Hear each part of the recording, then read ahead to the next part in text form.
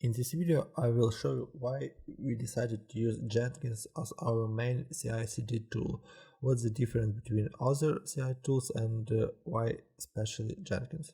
So let's take a look on the JetBrains research and check team tools, and here we can see that 59% of users using Jenkins CI, previously it calls Hudson. So it's very popular CI tool. After that there is GitLab CI and Travis. So what is important is that all these CI tools are pretty similar, and if you know how to use one of them, you can start with another one very fast. It's not a problem for you. Another what is important about Jenkins, that it's free, it's absolutely free and open source.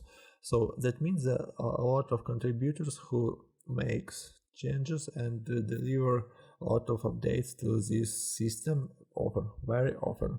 Another very important feature that it's cross-platform, so you can easily run it on Linux, on macOS, or even on Windows, and everywhere where you have Java it will work fine. And additionally, the next one, what is pretty important, very important, it's plugins.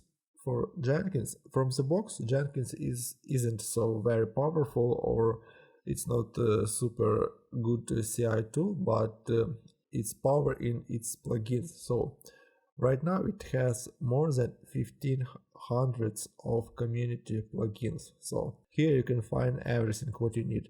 You need something for SSH, you need something for Git, for Maven, or I don't know even what.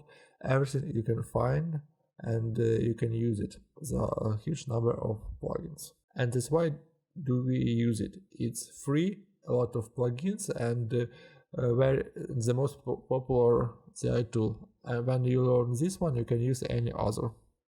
That's it.